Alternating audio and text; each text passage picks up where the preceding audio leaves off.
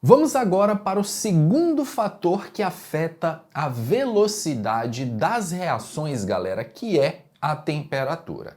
Sem dúvida nenhuma, a temperatura é um dos principais fatores que você deve atentar. É um dos que mais caem, porque é o mais básico de todos. Qual é a regra geral?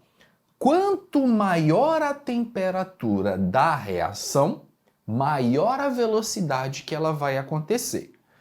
Isso acontece por qual motivo? Lembre-se que quando você aumenta a temperatura, você aumenta a energia cinética das moléculas.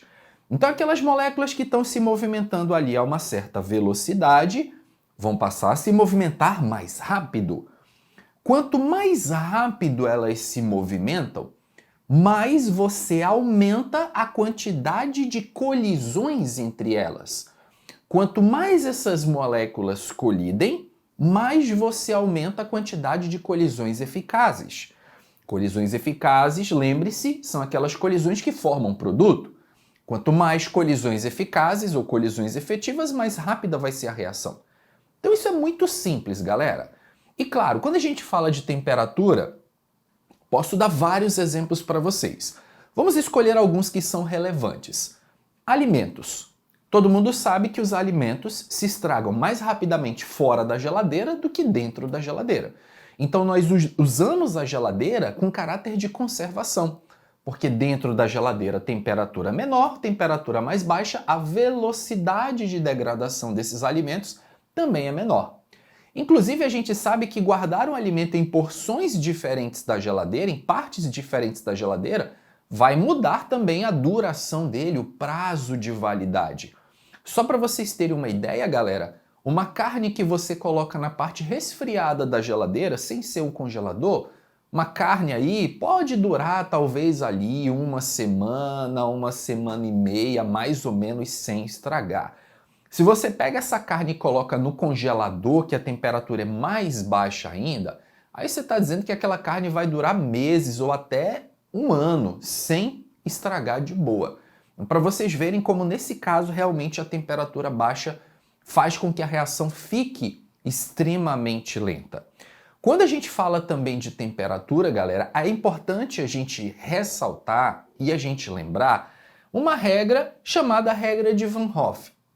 A regra de Van Hoff, pessoal, de um modo geral, é uma tentativa de quantificar a relação entre temperatura e velocidade. Um detalhe tem que ficar muito claro.